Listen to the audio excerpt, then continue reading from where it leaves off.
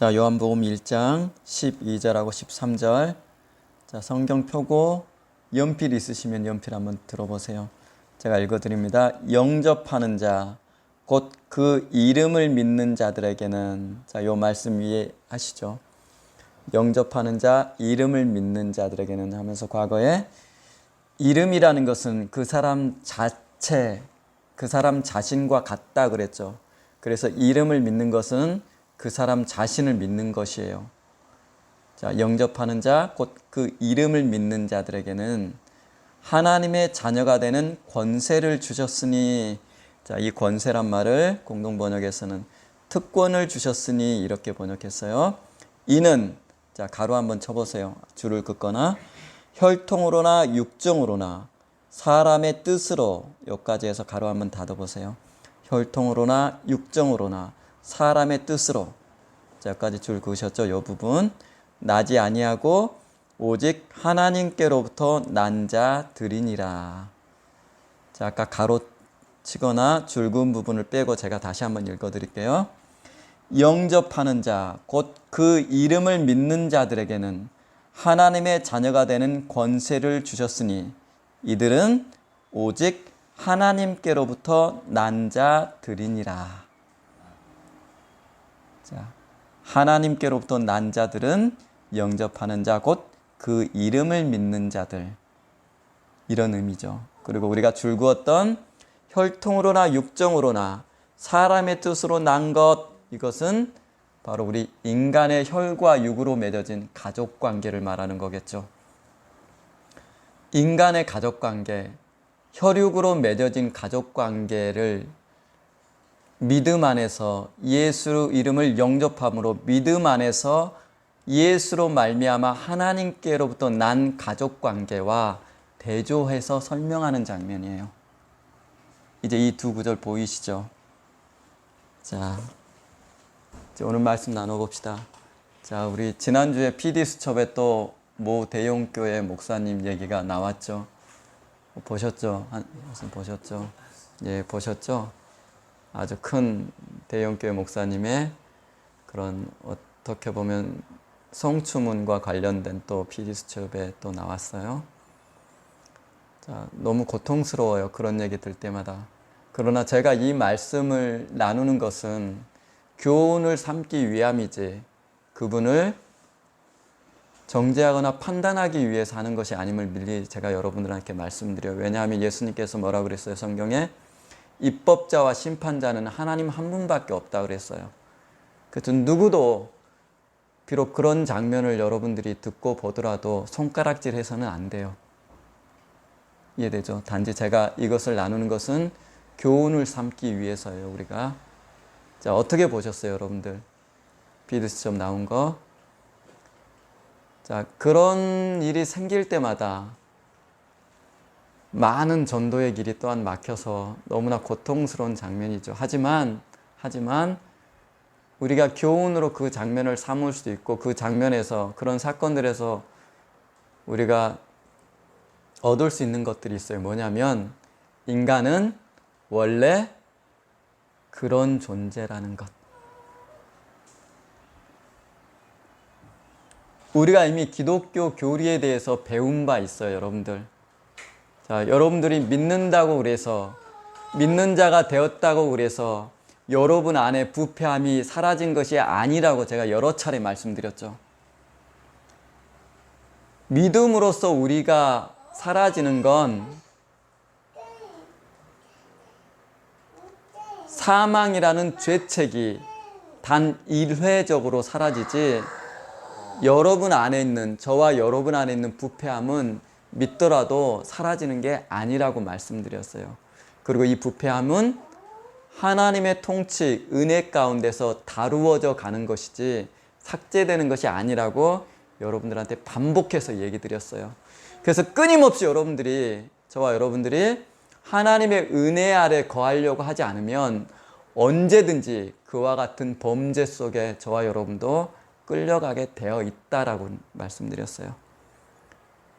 자, 그래서 지난주에 나눈 것처럼 예수님께서 마태복음 23장에 바리새인을 두고 하시는 말씀이 있어요. 뭐라고 말씀하세요? 화 있을진저 하면서 꾸짖으면서 말씀하시죠. 너희는 그릇과 같은데 겉은 깨끗이 하는데 속은 방탕과 탐욕이 가득하도다 하시면서 그 밑구절에 다시 또한 반복해서 너희는 회칠한 무덤과 같은 존재다라고 얘기를 하세요.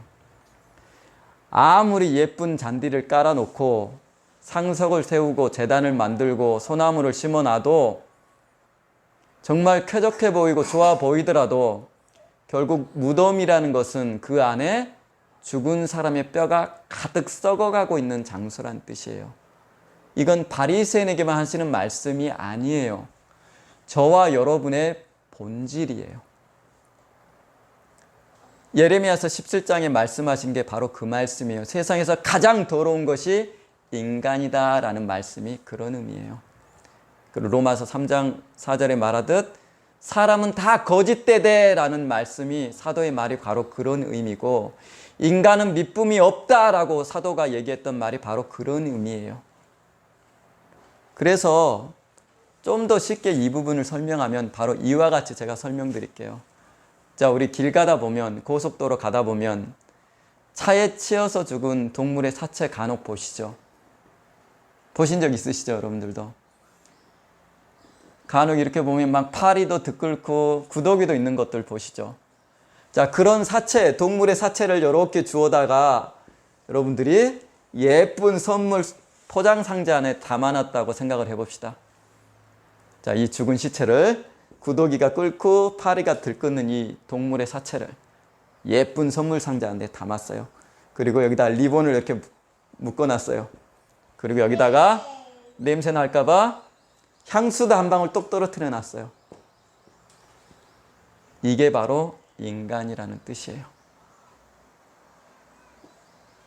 속은 이렇게 부패해 있는데 겉은 이렇게 예쁘장하게 보이기 위해서, 남들 보이기 위해서 이렇게 포장해 놓은 상태, 이게 바로 인간이라는 뜻이에요. 예수님의 말씀은 저와 여러분의 모습이에요. 이게 세상에서 가장 더러운 게 인간이라고 예수님께서 말씀하신 게 바로 이런 의미예요. 이렇게 포장된 인간의 상태를 예수님께서 뭐라고 부르냐면 외식이라고 부르는 것이에요. 겉다르고 속다른 존재. 그래서 인간은, 여러분도 알죠? 여러분들이 교회 가만히 보면, 교회, 큰 교회일수록 더 그러죠. 항상 교회에 올 때 꾸미고 오느라고 시간을 어마어마하게 소비해요. 여러분들 좋은 옷, 제가 어떤 책에 읽어보니 어떤 미국의 큰 교회 옆에 양장점이 엄청 잘 된대요. 그 이유가 뭐냐면 교회 나갈 때 입는 옷을 특별히 거기서만 한대요. 사람들이 유독 교회에 나오면 더 꾸미고 오려고, 좋은 옷을 입으려고 사람들이 생각을 해요. 왜 그런지는 잘 모르겠어요. 자, 좋은 옷, 그리고 뭐예요?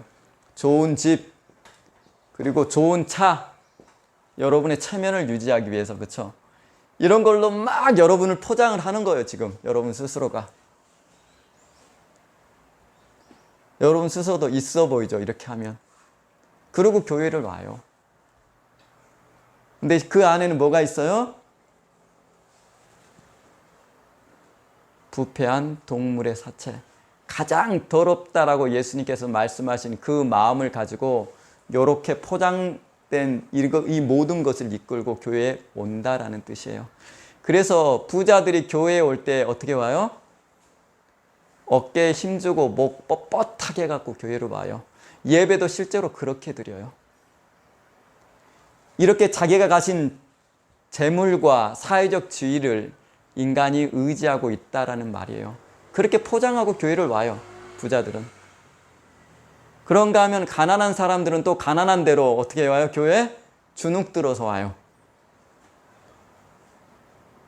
근데 문제는 하나님은 여러분이 포장이 돼 있건 안 돼 있건 재물이 있건 사회가 지위가 있건 그런 거는 관심이 없으시고 여러분의 중심만 본다라고 성경이 얘기하죠. 그럼에도 불구하고 여러분들은 이렇게 포장된 외식을 몸에 두르고 교회에 출석한단 말이에요. 이게 인간이에요, 여러분들. 게다가 인간의 본성을 이렇다라는 것을 인류가 이미 역사를 통해서 수없이 확인을 했기 때문에 이 본성을 다루기 위해서 인간들이 뭘 만들었어요? 법을 만들었어요. 여러분들이 선한 존재라면 법 자체가 세상에 필요가 없어요. 그러나 인간의 본성이 이렇다라는 걸 인간 스스로 알고 있기 때문에 이걸 통제하기 위해서 만든 것들이 세상에 존재하는 법들이에요. 그리고 여기 조금 나가면 제도들, 사회 제도들, 이런 것들을 만들어서 인간을 통제하려고 하는 거예요. 이 약한 본성들을. 물론 통제되지 않는다라는 것도 알아요.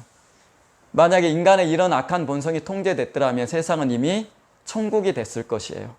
근데 그렇지가 않죠. 그렇죠. 인간 자체는 그래서 원래 예수님 말씀하듯 외식하는 존재예요. 그래서 교회에서도 마찬가지예요. 자, 그러면 이 개념을 이제 이해하고 오늘 본문 한번 봐봅시다. 본문 한번 봅시다. 13절 보십시다. 12절과 13절은 하나님께로부터 난 자와 인간의 혈통과 육종으로 난 인간의 가족관계를 비교해서 대조해서 설명하는 장면이에요. 그러면 인간이 어떻게 나나 봅시다. 13절 상반절 보세요. 이는 혈통으로나 육종으로나 사람의 뜻으로 나지 아니하고 했죠. 그럼 인간은 뭘로 난다는 뜻이에요? 혈통으로나 육종으로나 사람의 뜻으로 태어나더라라는 것이에요. 자, 여기서 말하는 육정이란 말을 공동번역에서 뭐라고 번역했냐면 사람의 욕망이라고 번역했어요. 사람의 욕망. 그리고 현대인의 성경에서도 욕망이란 말로 번역을 했어요. 자, 인간이 자손을 출산해요. 뭘로 출산하고 있다는 뜻이에요? 이 말씀대로 하면 여러분 안에 있는 욕망으로 출산한다라는 얘기예요. 아기를 갖게 되는 게. 남자가 여자를 원하고 여자가 남자를 원하는 게 이 근본적인 원인이 뭐라는 것이에요? 욕망. 인간의 성에 대한 욕망, 남성이 여성을 원하고 여성이 남성을 원하는 이 욕망에 의해서 인간이 자녀를, 혈통을 이어간다라는 의미예요. 그렇죠. 이게 인간의 출생이에요. 그러니 이렇게 출생되니 인간의 본성, 그것도 동일하게 인간 안에서, 욕망 안에서 유전이 되는 거예요. 자기 자녀한테. 다시 말해서 아까 말했듯 동물의 사체를 예쁘게 포장해서 보기 좋게 꾸미듯 인간의 욕망으로 출생한 이 자손 또한 부모가 가지고 있는 이런 더러운 욕망을 그대로 유전되어서 가지고 세상에 출생한다라는 뜻이에요. 그래서 사람은 뭘로 태어나요? 육종으로나 사람의 욕망으로나 사람의 뜻으로. 부모의 의지에 의해서 태어난다라는 뜻이에요. 어떤 의지? 욕망에 대한 의지. 그래서 여러분들이 루터의 자유의지론을 보지 않더라도 인간의 자유의지를 사실은 이 구절에서도 확인할 수 있어요. 자, 동물은 일정한 번식기 위해서는 관계를 갖지 않죠. 그렇죠? 암컷이 수컷을 가까이 하거나 수컷이 암컷을 가까이 하진 않아요. 인간은 반드시 그 번식기가 그 기간 안에 딱 정해져 있어요. 그런데 인간은 어때요? 정상적이고 건강한 남녀라면 언제든지 관계를 갖고 아이를 가질 수가 있어요. 누구 의지로? 자기 의지로. 이게 인간의 자유의지예요. 인간이 이렇게 동물이면서도 동물과 다르다라는 얘기예요. 여기서 우리가 인간의 자유의지를 명백하게 확인할 수 있어요. 동물들은 그러지 않아요. 일정한 번식기 아니면 결코 자웅이 함께하는 일이 없어요. 그러나 인간은 언제든지 자기 의지로 자기 인간 안에 있는 욕망을 따라 남자가 여자를, 여자가 남자를 가까이 하며 자손을 출산할 수 있어요. 자기 의지로. 시기에 관계없이. 이게 인간이에요. 이렇게 인간이 태어난다라는 것이에요. 그래서 뭘 물려줘요? 혈통. 자기 혈통을 이런 식으로 물려주더라는 것이에요. 그러니까 뭐까지 물려줘요? 아까 부패한 인간의 본성, 곧 교리적으로 뭐라 그랬어요? 죄책과 죄로 오염된 본성, 이것까지 자기 후손한테 고스란히 물려준다라는 뜻이에요. 이게 욕망으로 태어나는 인간의 본성, 본질이에요. 자, 인간의 가족관계는 어쨌든 이렇게 혈통으로나 육정으로나 사람의 뜻으로 맺어져요. 자, 그러면 혈육으로 맺어졌기 때문에 인간의 가족관계가 혈육이 없어지면 어떻게 될까요? 이게 중요해요. 자, 혈육으로 인간의 가족관계가 맺어졌기 때문에 육체가 사라지면 이 가족관계가 어떻게 될 것 같으세요?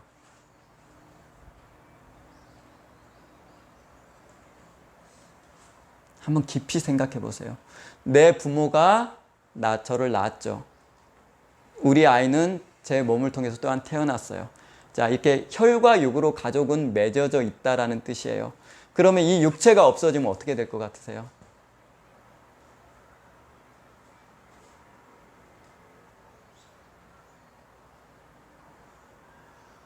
이 모든 가족관계가 사라진다라는 의미예요. 다시 말해서 혈통으로나 육정으로나 사람의 뜻으로 이루어진 이 가족관계라는 것은 혈육이 육체의 죽음으로 인해서 육체가 죽으면 이 가족관계 자체도 사라져 버린다라는 뜻이에요.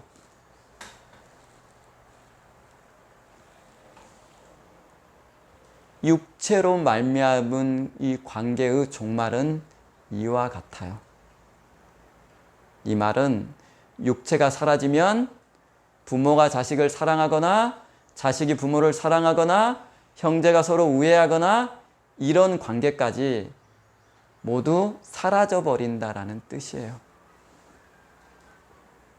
육체가 죽으면 모든 것이 끝이란 얘기예요. 한순옥 성도님 부모님이라도 내가 낳은 자녀라도 혈육으로 맺어진 관계이기 때문에 혈육이 떠나면 이 육체가 죽어버리면 아까 초반에 장래 얘기를 했죠. 육체가 흙으로 돌아가 버리면 그 모든 관계가 다 끝난다라는 얘기예요. 아무것도 남지 않아요.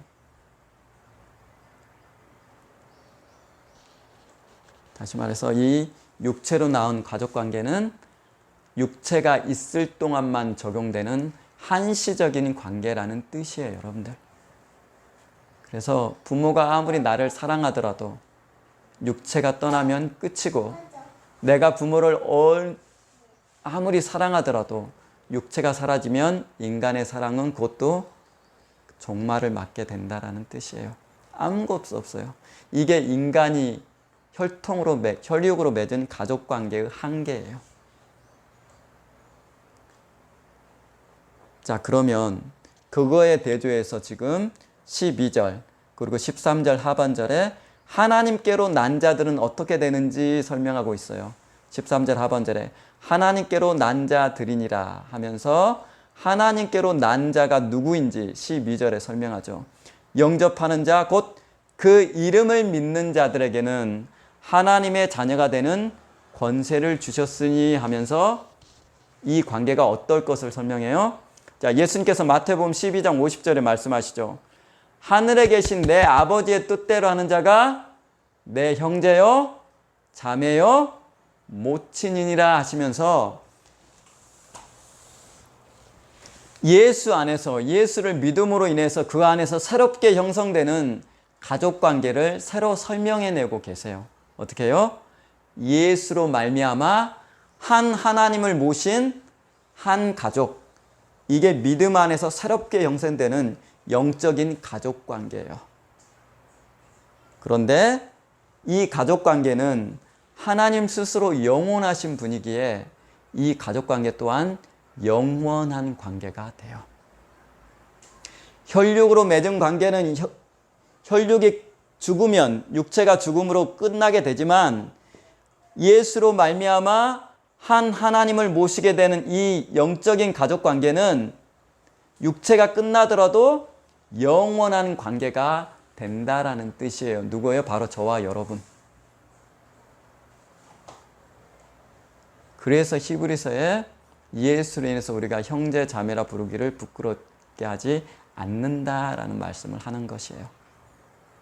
그렇죠. 교회 안에서 새로운 가족 관계가 형성된다라는 뜻이에요. 교회 안에서.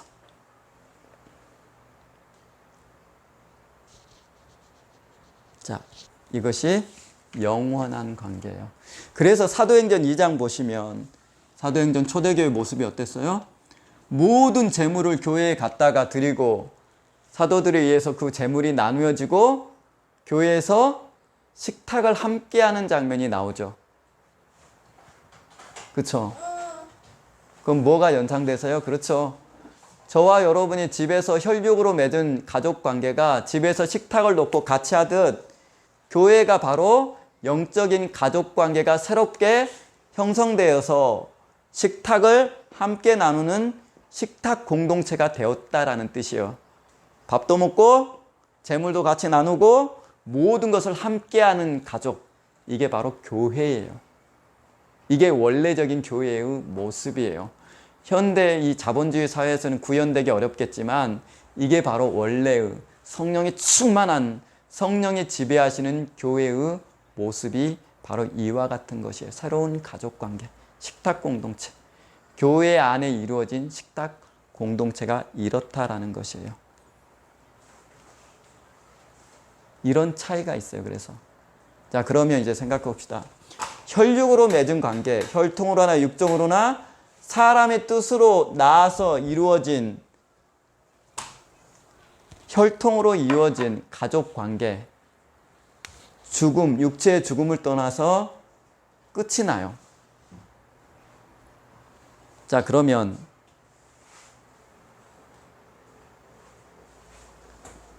이 죽음을 우리는 어떻게 이해하는 게 좋을까요? 슬픈 일인가요? 자, 이 사람이 믿는 사람이라고 합시다. 믿는 사람의 죽음은 어떻게 받아들이면 돼요, 우리는? 믿는 사람이라면 이 돌아가신 고인이 내 부모이든 내 자녀이든 우린 그리스도 안에서 서로 영적으로 한 가족이에요. 그렇죠? 그렇죠? 이분이 믿는 사람으로서 죽음을 맞이해서 하나님께로 돌아갔다면 이건 슬픈 일인가요? 한성 성도님 어떠세요? 슬픈 일인가요? 자, 데살로니가 전서 4장 13절에 사도는 어떻게 얘기해요? 형제들아 하면서 이렇게 얘기하죠. 슬퍼하지 말아라.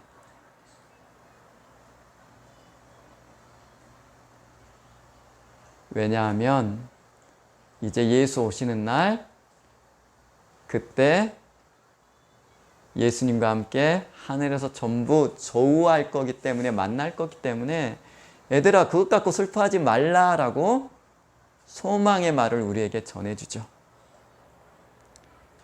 그리고 두 번째는 이 힘든 세상, 죄가 관영한 이 세상 가운데서 자기 믿음을 지키고 사도 바울이 했던 것처럼 선한 싸움을 싸우고 믿음을 지켜서 하나님께로 돌아갔으니 이게 슬픈 일인가요? 슬픈 일 아니에요, 여러분들. 감사하고 축하해야 될 일이에요.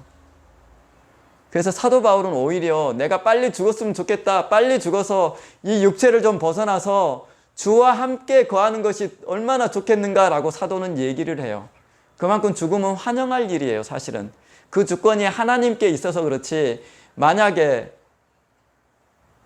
우리 스스로 하나님과 함께하는 죽음을 원할 수 있다면 오히려 세상 삶보다 하나님과 함께 있는 것이 더 좋은 일이라고 사도는 얘기를 해요. 그래서 슬퍼하지 말라라는 것이에요. 믿는 자의 죽음은. 그렇죠? 세상 보세요. 세상 보기에 아름다우세요, 여러분들. 세상은 죄가 관영한 지옥이라고 제가 말씀드렸죠. 지옥에 던져지기 위해 예비된 지옥이 세상이에요. 그래서 지옥 같은 일들이 세상에 끊임없이 일어나요.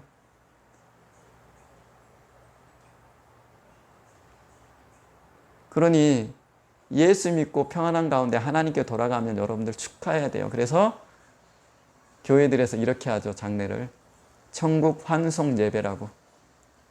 굉장히 좋아요. 저는 그 말이. 울지 마세요. 그래서 그의 믿음을 지키고 하나님께로 돌아간 그에게 박수를 보내주세요.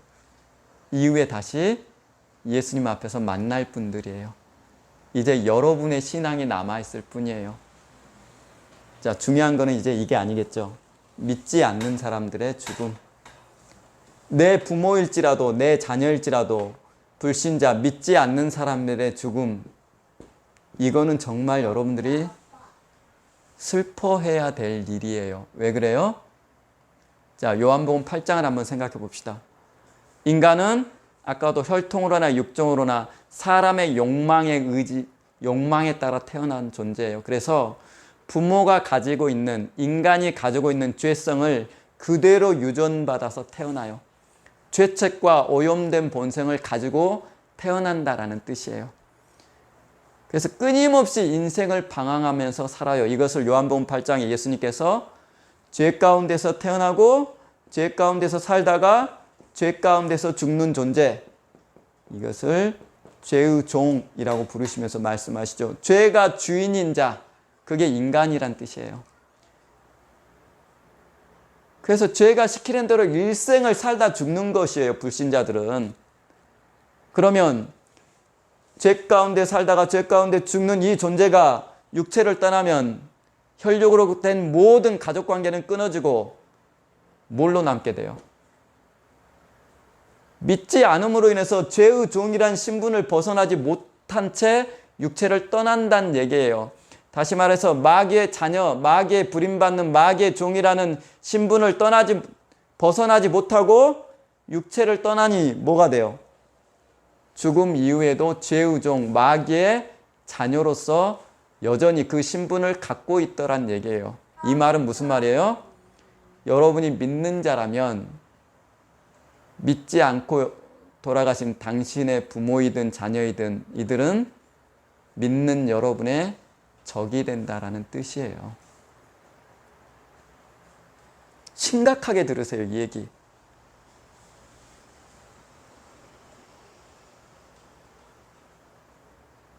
여러분의 적이 돼요. 이게 이해 안 가시면 초반에 아까 제가 인간이란 존재는 세상에서 가장 더럽다라고 하나님 말씀하시죠. 그러면서 죽은 동물의 사체를 예쁜 선물 상자로 포장해서 보기 좋게 그럴듯하게 해놓은 게 인간이라고 말했죠. 그런 존재라는 걸 잊으시면 안 돼요. 여러분의 부모도 그런 존재고 여러분의 형제도 믿지 않는 한 그런 존재로 죽게 돼요. 인간이 세상에서 가장 더럽고 악한 존재라는 것을 잊지 말라라는 뜻이에요. 여러분의 혈육의 인정이 있어서 내 부모니까 그렇지 않겠지, 내 형제니까 그렇지 않겠지, 여러분의 생각이에요. 인간은 그런 거 없어요. 죄의 종으로, 마귀의 종으로 육체를 떠나면 여러분의 적이 돼요. 왜? 그 신분을 벗어나지 못하니까. 제가 여러 차례 질문했죠. 여러분 안에 사랑이 있어요? 있어요? 여러분 남편을 위해서 대신 죽어줄 수 있어요? 여러분 자녀를 위해서 대신 죽어줄 수 있어요? 이 말은 여러분 안에 사랑이 있는지 제가 묻고 있는 것이에요. 설령 대신 죽어준다고 해서 여러분의 자녀를 여러분이 살려줄 수 있어요? 없죠. 예수님께서 설령 친구를 위하여 죽는 이가 있을지라도 이런 얘기 하시죠. 그럴지라도 여러분은 여러분 자녀에게도 여러분 남편에게도 생명을 줄 만한 능력이 없어요. 여러분 안에 사랑이 있는가 깊이 한번 성찰해 보세요. 사랑 없어요, 인간은. 성경이 말하는 사랑은 생명인데 이 생명은 하나님만이 주실 수 있기 때문에 사랑은 하나님만이 하실 수 있어요. 그럼 인간은 뭐만 해요? 혈통으로나 육종으로나 자기 사람의 욕망에 의해서 내가 자식을 낳았지만 그 자식의 육체에 있는 육정, 여기서 말하는 육정은 육체의 정욕이죠. 지금 제가 말하는 육정은 육체에 있는 정이에요. 정. 알죠? 초코파이 정. 그 정에 의해서 내가 자식을 사랑하고 아내를 사랑하지만, 그렇죠? 그것보다 더 여러분을 움직이고 있는 것은 여러분 안에 있는 죄성이라는 것을 기억하셔야 돼요. 여러분 부모일지라도, 여러분 아내일지라도, 여러분 형제일지라도 예수 믿지 않으면 사망이라는 죄책과 세상에서 가장 더러운 부패한 본성을 안고 육체를 떠난다라는 뜻이에요. 이 상태는 죄의 종인 상태고, 그러므로 믿는 여러분과는 전혀 다른 길을 걷게 돼요.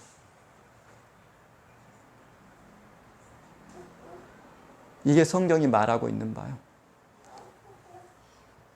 그래서 울려면 그가 살아있을 때, 그의 영혼이 육체 가운데 살아있을 때 예수 믿게 하지 못한 그것에 대해서 답답해하고 안타까워할 수 있지만, 그의 죽음 이후에 대해서는 여러분 슬퍼하지 말라라는 뜻이에요. 이미 여러분과 길이 달라요.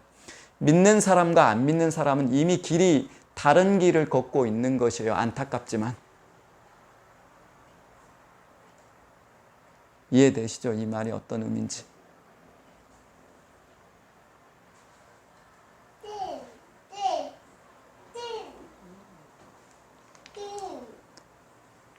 자, 정리해 봅시다. 인간의 관계는 오늘 제목부터 사람의 뜻으로 난 자와 하나님께로 난 자를 오늘 요한복음 1장 12절, 13절은 대조를 해요. 인간은 자손을 사람의 욕망에 따라 출산을 해요. 출생을 시켜요. 그렇기 때문에 인간의 가족관계는 한시적이에요. 육체가 있을 동안만 존재하는 것이에요. 그때만 내 아들이고 내 자녀예요. 물론 천국에서 이 아이가 내 아이다, 그런 지성이 없다라는 뜻은 아니에요. 다 알아요. 내가 낳은 자식이라는 거. 여러분 인격이 그대로 살아있기 때문에. 하지만 믿지 않는 자는 달라요. 길이 달라요, 여러분들.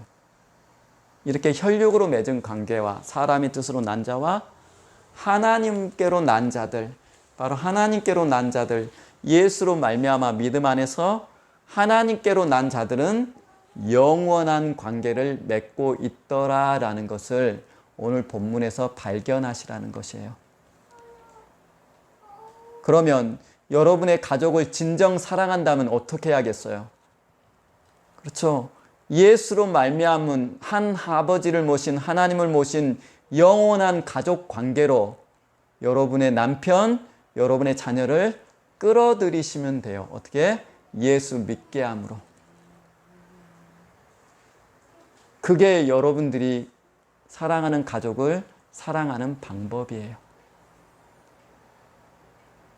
혈육은 사라져도 이 가족 관계는 영원하기 때문에 그래요. 자, 오늘 여기까지 하십시다.